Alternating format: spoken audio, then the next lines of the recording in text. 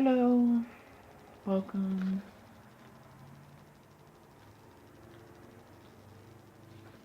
Halfway through chapter 8, starting with signs of being in a flashback.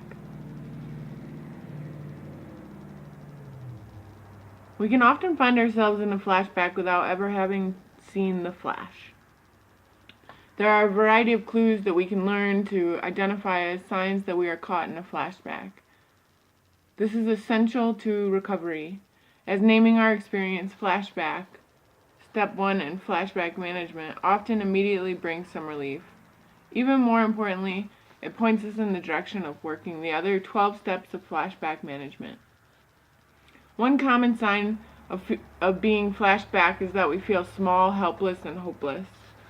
In intense flashbacks, this magnifies into feeling so ashamed that we are loath to go out or show our face anywhere. Feeling fragile, on edge, delicate, and easily crushable is another aspect of this.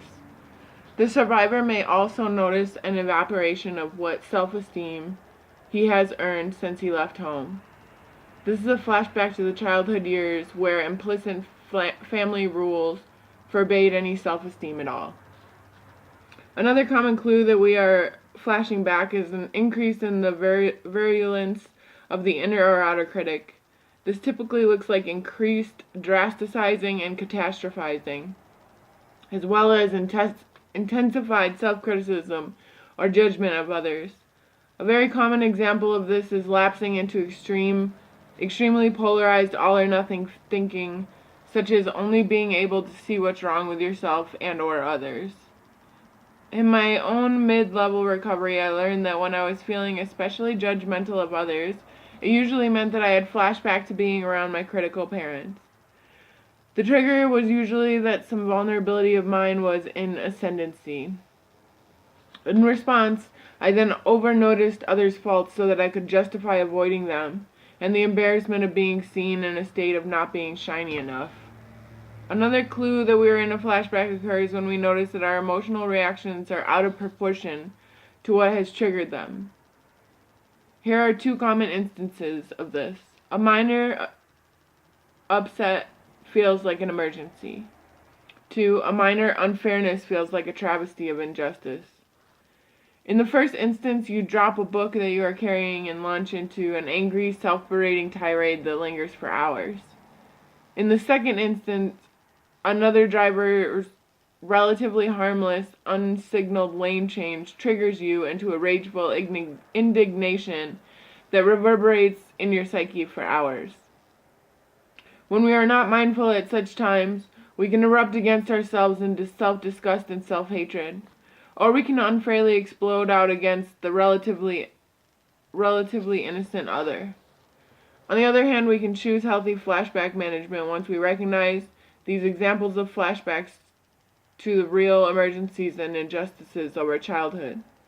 Furthermore, we can harvest recovery out of these unpleasant flashbacks by seeing them as proof that we were traumatized. When we do the latter, we can morph our anger into healthy indignation about the outrageously unfair conditions of our upbringing. When we do the latter, we can morph our anger into healthy indignation about the outrageously unfair conditions of our upbringing. More on self-medication. Another clue about being in a flashback is an increased use of primitive self-soothing techniques. Many survivors learn early in life to manage their painful feelings with food, distracting activities, or mood-altering substances. Over time, self-medicating can become habitual and devolve into substance or process addictions. With self-medication, I believe there is a continuum of severity that stretches from occasional use on one end to true addiction on the other. For many survivors, self-medication is a matter of degree. An especially strong urge to use more substance or process than normal is a powerful clue that we are in flashback. With practice, mindfully noticing a sudden upsurge in craving can be interpreted as a need to invoke the flashback management steps. Moreover, I see many survivors gradually decrease their self-medicating habits by effectively using these steps. Flashbacks and therapy sessions. This section is for survivors who are in therapy or contemplating starting it. Over the years, I have noticed that as survivors feel safe enough with me, opportunities arise more frequently for working with flashback duration sessions. Sometimes it even seems that some part of them schedules their flashbacks to occur just prior to or during our session. It is as if they were looking for on-the-job training in flashback management. Some therapists describe this as regression in the service of building the healthy ego. I recently experienced this with a client who rushed into my office 5 minutes late, visibly flushed and anxious. She opened the session by exclaiming, "I'm such a loser. I can't do anything right. You must be sick of working with me." This was someone who had on previous occasions been moved by my validation of her ongoing accomplishments of her work. Based on what she had uncovered about her mother's punitive perfectionism in previous sessions, I was certain that being late had triggered her into an emotional flashback. In this moment, she was experiencing right brain emotional dominance and a decrease of left brain rational thinking. As so often happens in a flashback, she temporarily lost access to her post-childhood knowledge and understanding. This appears to be a mechanism of dissociation, and in this instance it rendered my client amnesiac of my high regard for our work together. I believe this type of disassociation also accounts for the recurring disappearance of previously established trust that commonly occurs with emotional flashbacks. As we progress in our recovery, we learn that flashbacks can cause us to forget that our proven allies are in fact still reliable. With enough practice, however, we can learn to interpret feelings of distrust with proven friends as evidence that we are in a flashback. We are flashing back to our childhoods when no one was trustworthy.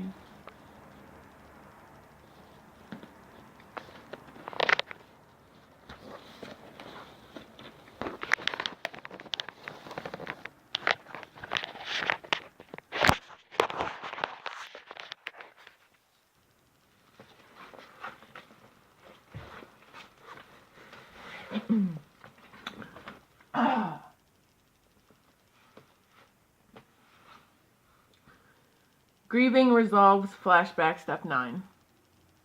Returning to the above vignette, I wonder out loud to my client, do you think you might be in a flashback?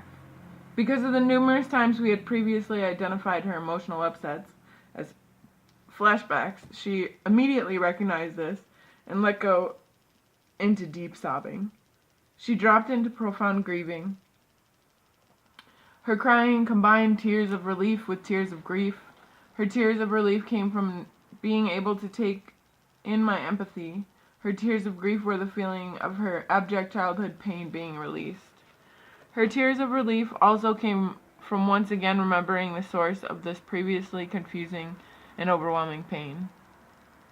My client continued to cry and release more of the pain of her original trauma.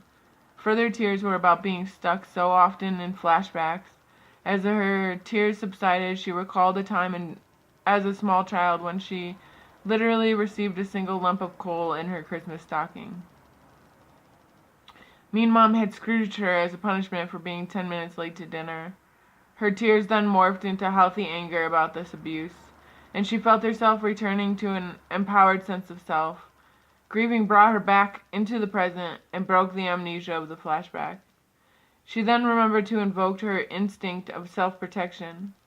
We had gradually been rebuilding it with role plays and assertiveness training.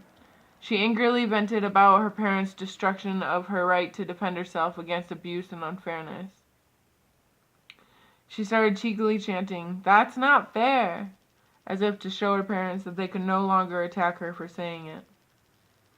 She then moved further into reiterating her right to have boundaries. She mocked Mom and Dad as poor excuses for parents, and then she turned her anger into the critic with a resounding refrain of saying no. "No, you cannot judge me. No, you cannot pick me up an apartment anymore. No, you cannot waste my time with all your stupid worries." Finally, I reminded her to reinvoke her sense of safety by recognizing that she now inhabited an adult body. She was now free of parental control. She had many resources to draw on: intelligence, strength, resilience, and a growing sense of community. She lived in a safe home. She had the support of her therapist and 2 friends who were her allies and who readily saw her essential worth. I also observed that she was making ongoing progress in managing her flashbacks, which were occurring less often and less instantly. After about 42 minutes, she was released from the flashback. After about 40 minutes. I have witnessed this restorative power of grieving on innumerable occasions. The intricacies of therapeutic grieving will be explored in Chapter 11. Managing the inner critic, Step 8. When CPTSD survivors come of age and launch from the traumatizing family, they are often unaware that their minds are dominated by an inner critic. In assisting others to manage flashbacks, the most common help I have to offer is to encourage them to challenge the alarmist and perfectionist programming of the inner critic. This type of scenario arises frequently in my practice. A client, in the midst of reporting an inconsequential mistake, suddenly launches into a catastrophizing tale. He reports from his critic's nightmarish fantasy that his life is deteriorating into a cascading series of disasters. He is flashing back to the way he was continuously overpunished in childhood. One of my clients' drasticizing sounds like this. My boss looked at me funny. When I came back from the bathroom break this morning, and I know he thinks I'm stupid and lazy, and he's going to fire me. I just know I won't be able to get another job. My girlfriend will think I'm a loser and leave me. I'll get sick from stress, and with no money to pay my medical insurance and rent, I'll soon be living out of a shopping cart. It's disturbing how many drasticizing inner critics' rants end up with the image of homelessness. What a symbol of abandonment. Recovering requires being able to recognize inner critic catastrophizing so that we can resist it with thought stopping and thought correction. In this case, I'm reminding my client of the many times he had caught his critic freaking out about every conceivable way his life could go down the tubes. I then encouraged him to refuse to indulge this process and to angrily say no to the critic every time it tried to scare or demean him. Finally, I reminded him of all the positive experiences he actually had with his boss, thought correction. I also helped him enumerate his many successes at work, at school, and at life in general. The inner critic not only exacerbates flashbacks, but eventually grows into a psychic agency that triggers them. Reversing the damaging effects of the critic is the subject of the next 2 chapters.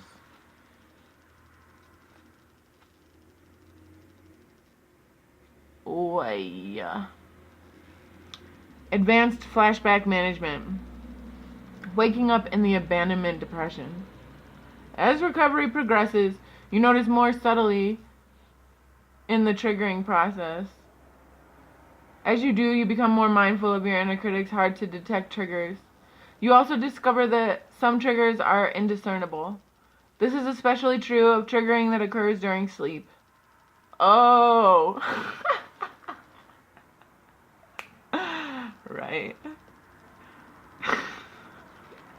I do get triggered in sleep all the time. Advanced flashback management then involves learning how to manage the disconcerting experience of falling asleep, feeling reasonably put together, and waking up in a flashback. Typically, this occurs because a dream has triggered you into a flashback. If you remember the dream, you can sometimes figure out why it triggered you. With growing mindfulness, you may even understand which events from the previous day triggered your dream. The most difficult situation to manage is when you cannot remember the dream. This type of flashback can feel particularly unfair and discouraging. It is rich fodder for the critic, which can declare that you are not only getting nowhere in his recovery, you are getting worse. Flashbacks as the inner child pleads for help. With undetectable triggers, I find that it is most helpful to see a flashback as a communication from the child that you were. The child is reminding you that he woke up feeling desolate innumerable times in that house that was not a home. He woke up daunted by the prospect of once again having to re-enter the poisonous milieu of your family. The child is now asking you to meet his unmet need of having someone to go to for comfort when he wakes up feeling wretched. It is as if he is saying, "See, this is how bad it was. This is how overwhelmed, ashamed, and miserable I felt so much of the time." Managing the pain of waking up in the abandonment depression is one of the most difficult long-term challenges in recovery. Sleep seems to be regressive, right brain dominant experience. It is not uncommon to wake with a temporary loss of access to left brain cognitive functions that control our more sophisticated understandings of our present-day reality. Yeah. Without the latter, flashback management often reverts to the critic and our early childhood attempts to cope. This creates a fruitful ground for the critic to explode its arsenal of self-pathologizing programs. Years ago, I customarily responded to awakening in a flashback with hypochondricizing ruminations about my health. What's happening to my energy? Something must be seriously wrong with me. I feel like death warmed over. That ache in my back is probably a tumor. I lost 2 pounds this month. I just know it's cancer. I wish I could die and get it over with. This kind of drasticizing could and did sometimes go on for hours, even days. Moreover, it typically pulled me out of the abandonment depression by creating so much anxiety that I was forced out of bed into busy-holic rushing. I would then hurry through the day unconsciously rushing to outdistance myself from this awful thinking process, as well as the abandonment pain underlying it. Because of a great deal of practice, I now quickly realize that hypochondricizing means that I'm in a flashback. Accordingly, I work to shift that focus of my thoughts process to the theme of generating love and kindness to the child within me. That is really hard. I dedicate this work to my historical child who woke up countless times feeling horribly abandoned in my love-impoverished family of origin. For me, this is now my most practiced flashback management process, breaking my merge with the critic to concentrate on caring for myself. There's another type of flashback message that seems to come from my inner child. It is that I have slipped back into my old habit of neglecting him. Often it occurs when I ignore him by regressing into overusing my flight response. My flashback then seems to be this clamoring for some proof that my compassion for him is not merely empty rhetoric. And typically, when I slow down and go inside, I find that old pain of self-abandonment. That old pain that I now think of as being lonely for myself. Often this brings up some tears. Almost as often, crying initiates a release from my flashback. Flexible use of flashback management steps. Helen started her session in a deep state of self-alienation. I'm just such a hopeless case. For no reason at all, I got myself stuck in a terrible flashback yesterday. And it wasn't one of those impossible to figure out, waking up flashbacks you keep telling me about. I was fine all morning and then bam, I was in it up to here. And there wasn't any stupid trigger. Nothing caused it. It's just me, hopelessly screwed up, mentally defective. Discerning the trigger of a flashback is a slippery slope. Seeing the trigger can often rescue us from blaming and hating ourselves. For the flashback, hating ourselves for the flashback. But there is not always an identifiable trigger. In such situations, looking for the trigger can quickly deteriorate into self-pathologizing vivisection. This slippery slope can quickly become a cliff as we plummet deeper into the abyss of the flashback. It is almost always a matter of perspective. Am I triggered searching from a place of being on my side or a place of fault-finding? When it is the latter, it is best to abandon the search and move toward invoking self-acceptance, as there will always be triggerings that are unfathomable. The process of self-support needs to trump the healthy urge to figure it all out at such times. The process of self-acceptance also needs to trump any of your efforts to fix the flashback when the striving becomes tainted and self-irritation and self-disappointment. Sometimes, as described above, the best understanding you can achieve is an overarching one that your inner child is feeling profoundly abandoned. She is cowering from a humiliating attack from your critic and needs for you to switch gears and demonstrate that you will care for her no matter what. Existential triggers. Many psychologists use the term existential to describe the fact that all human beings are subject to painful events. These are normal, reoccurring afflictions that everyone suffers from time to time. Horrible world events, difficult choices, illnesses, and periodically feeling of abject loneliness are common examples of existential pain. Existential calamities can be especially triggering for survivors, because we typically have so much family of origin calamity for them to trigger us into reliving. Another particularly triggering existential phenomenon is the fact that we all suffer invisible, unpredictable mood shifts. Good moods sometimes inexplicably deteriorate into bad ones.